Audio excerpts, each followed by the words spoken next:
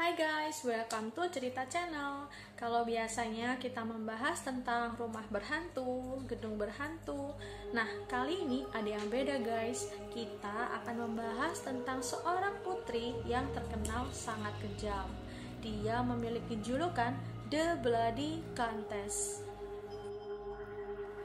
Putri ini bernama, seperti biasa, aku nggak mau menyebutkan namanya orang yang udah meninggal karena untuk menghindari hal yang tidak diinginkan ya guys. Aku memanggilnya Putri EB. Putri EB ini lahir pada tahun 1560. Ayahnya bernama dan ibunya bernama. Putri EB itu lahir di Hungaria. Dia terlahir di dalam kalangan bangsawan kelas atas guys. Kakek buyutnya itu merupakan seorang pangeran. Salah satu pamannya menjadi raja Polandia. Lalu salah satu sepupunya ada yang menjadi kardinal, ada juga yang menjadi perdana menteri di Hungaria itu sendiri. Putri EB ini beragama Kristen Protestan Calvinis. Dia menguasai 4 bahasa guys, bahasa Hungaria, Jerman, Latin, dan Yahudi. Sang putri menderita penyakit epilepsi sejak kecil guys. Hal ini dikarenakan ayah dan ibunya menjalani pernikahan sedarah atau incest. Biasanya anak-anak hasil incest ini, maaf ya guys, itu menderita cacat secara fisik atau penyakit-penyakit tertentu. Tapi bukan berarti ya guys, orang yang menderita penyakit epilepsi itu semuanya hasil hubungan incest. Sejak kecil, Putri EB ini juga sering diajak oleh kedua orang tuanya untuk menyaksikan berbagai macam hukuman yang diberikan kepada tawanan atau tahanan mereka guys. Kayaknya sih ini yang menjadi bibit di kemudian hari untuk perilaku putri ini menjadi kejam guys. Pada tahun 1573, saat sang putri berusia 13 tahun, ia bertunangan dengan pangeran yang berusia 10 tahun lebih tua darinya. Lalu, kemudian mereka menikah pada tahun 1575 dan dihadiahi sebuah kastil yang bernama Istana Častis. Putri EB tidak menggunakan nama belakang suaminya guys, dikarenakan status bangsawan sosial dari suaminya ini lebih rendah dari keluarga sang putri. Jadi, otomatis sang pangeranlah yang memakai nama belakang keluarga putri. Pada tahun 1578, sang pangeran menjadi komandan pasukan utama Hungaria dalam melawan kerajaan Ottoman atau Ottoman Empire. Hal ini menyebabkan pangeran ini jarang menemani sang putri guys, karena ia lebih banyak ada di medan pertempuran daripada di kastilnya. Karena putri ini masih muda guys, otomatis dia memiliki kebutuhan seksual yang tinggi. Hal ini mengakibatkan ia memiliki banyak sekali kekasih gelap untuk melayaninya selama sang pangeran tidak ada di istana. Lalu, ia juga menjadi lesbian dengan menjalin hubungan dengan salah satu bibinya dan salah satu pelayan wanitanya. Suatu saat ia pernah guys kabur dengan satu kekasih gelapnya, tapi akhirnya ia kembali lagi dan dimaafkan oleh sang pangeran. Putri EB memiliki seorang pelayan yang bernama atau biasa dipanggil dengan nama Dorka. Dorka ini penganut ajaran satanisme. Karena pengaruh Dorka, akhirnya sang putri melakukan perilaku penyimpangan seksual. Ia suka menyiksa pelayan-pelayannya yang masih muda guys. Antara lain seperti diikat, dicambuk, ditelanjangi, dan disiksa dengan berbagai alat guys. Untuk melakukan hal ini, Putri EB ini dibantu oleh 3 orang pelayannya guys, yang bernama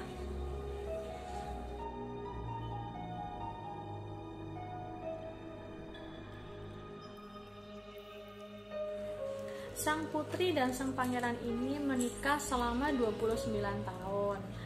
Ironisnya, semua hal yang dilakukan oleh sang putri itu juga diketahui oleh sang pangeran, guys.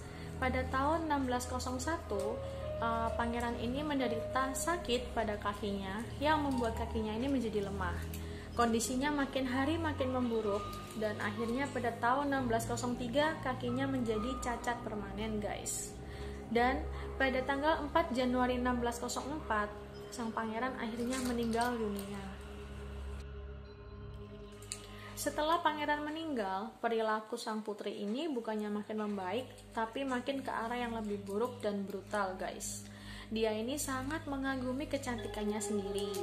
Dan waktu pangeran meninggal, ia itu berusia 40 tahun, guys. Ia mulai merasakan tanda-tanda penuaan, guys. Seperti mukanya ada keriput, terus kulitnya juga nggak bersinar seperti dia waktu muda. Dan dari situ ia muncul ide, guys, untuk melakukan segala cara supaya dia ini awet muda. Suatu saat ada seorang pelayan yang sedang menyisir rambut Putri Ebe. Lalu tanpa sengaja rambut putri ini tertarik, guys. Sang putri pun marah dan menampar pelayan tadi hingga keluar darah dari hidungnya. Lalu darah tersebut tuh mengenai tangan Putri Ebe. Dari situ ia memiliki ide, kenapa enggak darah ini aku gunakan untuk berendam supaya kulitku ini menjadi bersinar dan aku menjadi awet muda lagi, guys. Terdengarnya itu psycho ya, udah mendekati agak-agak gila ya, guys, ya, ide kayak gitu itu. Lalu seketika itu juga ia menyuruh dua pelayannya, Joe dan Dorka. Joe ini pelayan cowok ya, guys. Joe dan Dorka ini untuk menangkap pelayan tersebut, lalu menelanjanginya, maaf ya, guys, melepas semua bajunya, lalu diikat di atas bak mandi, digantung, dan dipotong kedua urat nadinya, guys, supaya darahnya itu mengalir ke dalam bak mandi. Dan setelah darahnya itu penuh, Putri pun berendam di dalam bak itu dengan tanpa rasa bersalah, dan hal itu parahnya lagi dilakukan setiap hari, guys. Ia membunuh satu persatu pelayan gadis muda yang ada di kastilnya hingga habis. Dan setelah semua korbannya itu habis, hal yang lebih parah lagi yang dilakukan oleh sang putri ini, dia membuka lowongan pekerjaan untuk merekrut anak-anak dari gadis desa, dari para petani yang ada di sekitar istana tersebut, guys. Ya untuk apa lagi? Ya untuk korbannya, untuk dibunuh dan diambil darahnya supaya dia awet muda. Lama-kelamaan, Putri Ebe ini merasa bahwa darah dari gadis-gadis petani tadi itu udah gak bermanfaat buat kulitnya, guys. Dan dia timbul ide gila, dia mengincar darah dari gadis-gadis bangsawan yang kelasnya lebih rendah dari dirinya. Ia melakukan penculikan terhadap gadis-gadis bangsawan tadi, dan hal ini justru menjadi bumerang bagi Putri Ebe. Mulai dari kurun waktu 1602 sampai 1604, ada banyak sekali rumor kekejaman tentang Putri Ebe ini telah menyebar di seluruh negeri, guys. Mulai dari pejabat, bangsawan, rakyat, petani, hingga raja pun juga mengetahui tentang rumor ini.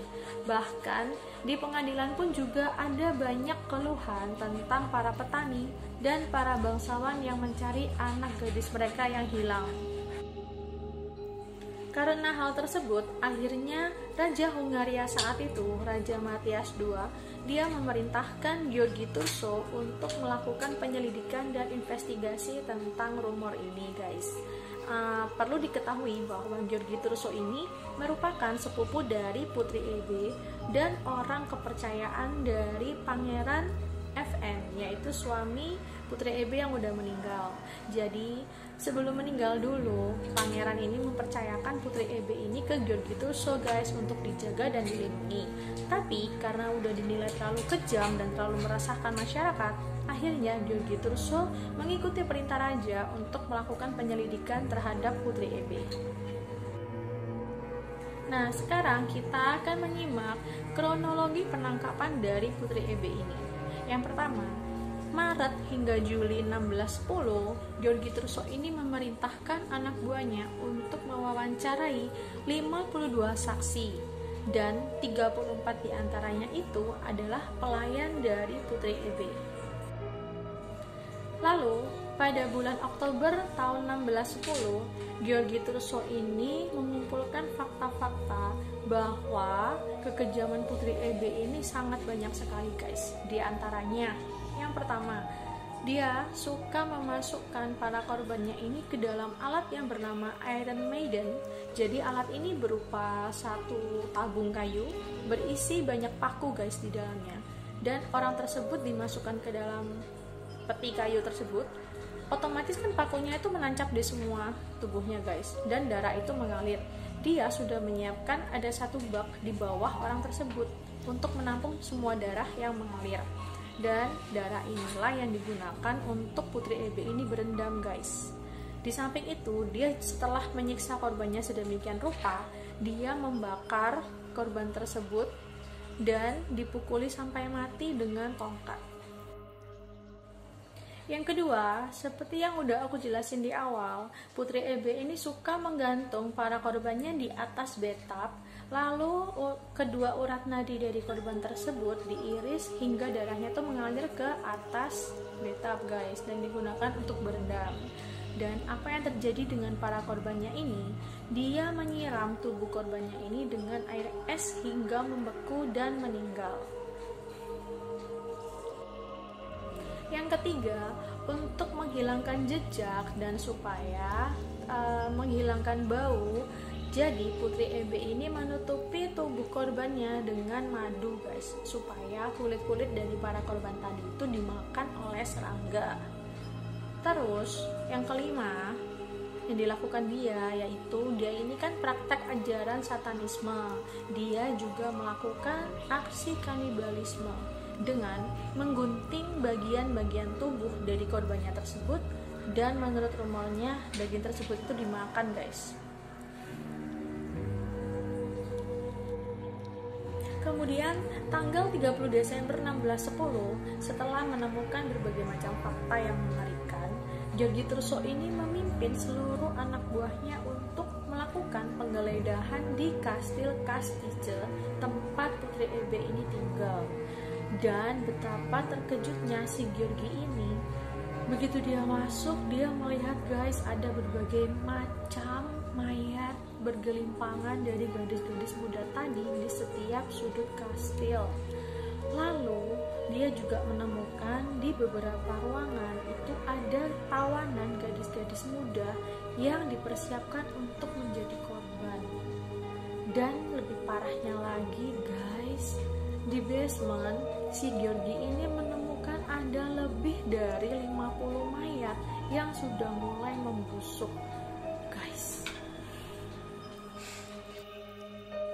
Tanggal 2 Januari 1611 dan 7 Januari 1611 diadakan persidangan untuk mengadili kasus Putri Ebe. Tapi sang putri ini tidak pernah dihadirkan, guys, selama persidangan. Hanya 3 orang pelayannya yang merupakan kaki tangannya yang hadir selama persidangan. Saksi menyebutkan bahwa korban dari Putri Ebe ini berjumlah 80 orang. Namun ada tambahan satu saksi kunci yang merupakan pelayan dari Ebe ini. Dia mengatakan bahwa dia pernah melihat buku diari dari Putri Ebe ini, dan dia menulis semua nama-nama korbannya, guys, yang berjumlah kurang lebih sekitar 650 orang. Namun catatan ini katanya pelayannya ini bernama Susana, guys. Katanya Susana ini buku diari tersebut disimpan oleh salah satu pejabat waktu itu, namanya Jacob Silvasi. Tapi buku itu nggak pernah ditemukan hingga sekarang, guys. Nggak tahu disembunyikan di mana atau ada oknum yang menyembunyikannya, kita juga nggak tahu, guys. Tanggal 25 Januari 1611, Gheorghe Trusov ini menulis surat kepada Raja Matyas II. Ia menjelaskan bahwa ia telah melakukan investigasi secara menyeluruh dan juga mengadili kasus Putri Ebe. Akhirnya, raja menjatuhkan vonis kepada Putri Ebe. Dia dihukum kurungan seumur hidupnya hingga dia meninggal di istana Kastica tempat dia tinggal di sebuah kamar, dan raja memerintahkan kamar itu harus ditutup semuanya dengan tembok. Jadi jendela, pintu itu nggak ada guys, ditutup semua dengan tembok. Hanya disisakan satu lubang kecil untuk memberi makan dan minum Putri Ebe. Lalu bagaimana nasib ketiga kaki tangan dari Putri Ebe ini? Ketiga-tiganya menerima hukuman maksimal guys. Yang pertama, pelayannya yang bernama si Dorka ini atau dia dihukum dibakar. Lalu pelayan cowoknya yang kedua yang bernama itu juga dihukum dibakar guys. Tapi yang ketiga yang bernama dia dihukum penggal oleh sang raja. Pada September 1614, Putri Ebe ini menuliskan surat wasiat guys, yang isinya dia menyerahkan semua harta warisannya itu kepada anak-anaknya. Nah, pada tanggal 20 Agustus 1614, suatu saat sang putri ini mengatakan kepada para pengawalnya guys yang menjaga kamarnya itu, dia bilang bahwa tangannya dia terasa dingin. Tapi sang pengawal hanya bilang, udah nggak apa-apa, berbaring aja. Dan ternyata pada tanggal 21 Agustus 1614, pada pagi harinya Putri Ebe akhirnya ditemukan meninggal dunia guys.